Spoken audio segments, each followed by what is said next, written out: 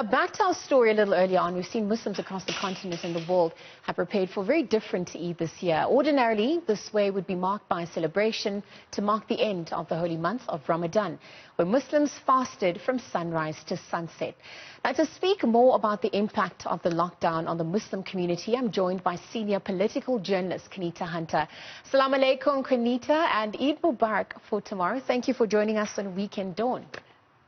Thank you, Lisa. It's under very weird circumstances. If you hear a funny noise, I'm taking advantage of the 3-hour gap to get some exercise, so I'm outside. Oh, great. All right. So let's get started about the holy month of Ramadan, perhaps culminating, obviously, based on the moon sighting, if I read correctly, Eid al-Fitr will be celebrated tomorrow. Can you walk us through what the significance of the day is all about? All right, so obviously we've been fasting for the last 30 days.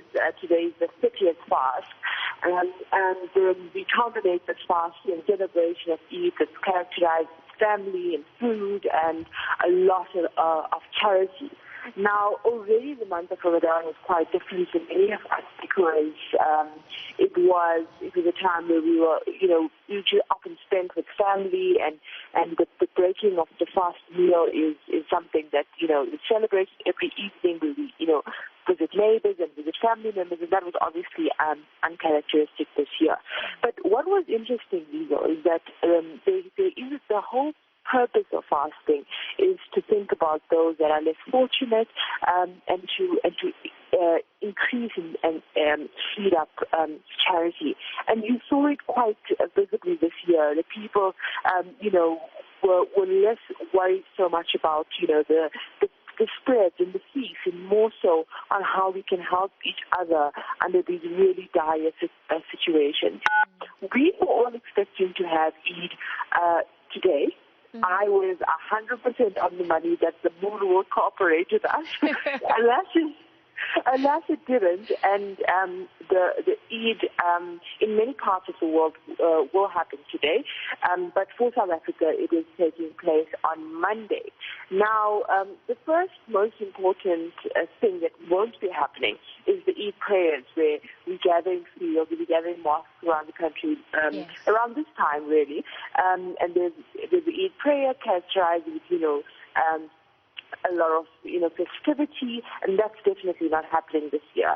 Muslim Judicial Council has issued a circular to the community, the Muslim community in South Africa, saying, please respect social distancing. Do not visit your family. Do not visit your friends. Try as hard as possible to stay at home, as much as possible to stay at home. But there is an alternative, and I see, and I'm so encouraged by the amount of goodwill that has been expressed in this time. These are just people packing hampers for poor people. The sweet dishes that you would have in your house, people are packing it into little boxes for delivery in poorer areas, and I think that's so encouraging. Now, Qaanitah, for those who are not familiar with the Islam faith and perhaps what happens on this day, I mean, you mentioned that guidance had been issued, in some of the social aspects related to how the day should be celebrated. I mean, I know that there's the taking of takbir, there's also the feast that's supposed to come. I mean, just walk us through what is expected come tomorrow in a South African context.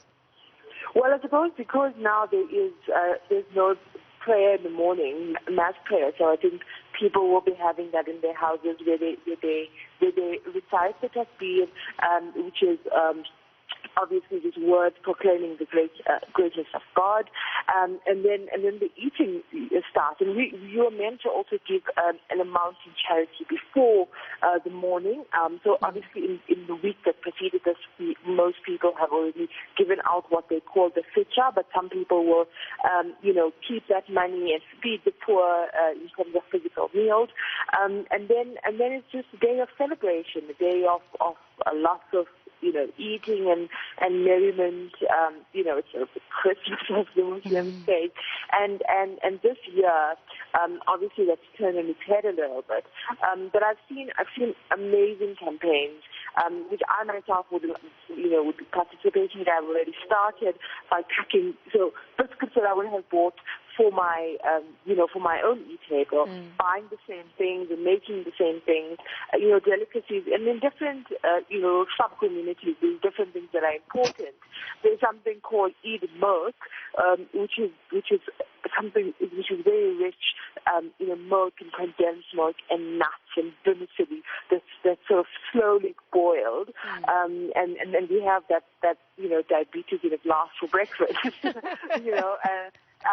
Biryani is often a very, very famous lunch dish in some communities, Muslim communities in South Africa.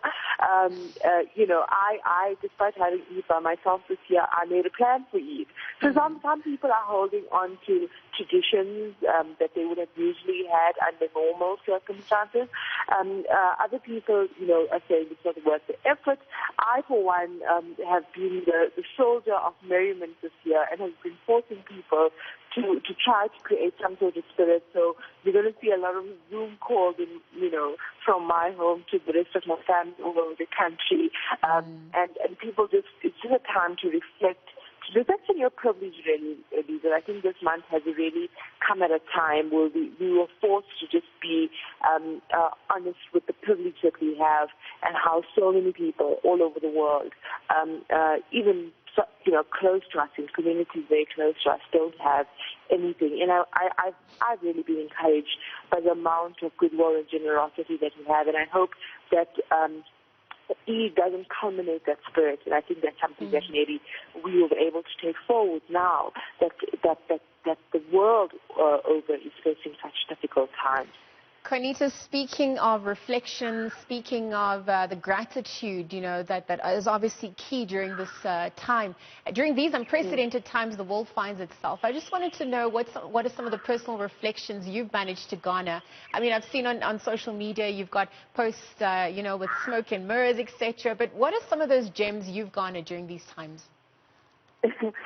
So I've really appreciated the stillness of lockdown generally, and more so in Ramadan when we were not eating the entire day, and just reflecting on how grateful we should be, and how privileged we are to have jobs, to have homes, to have warmth.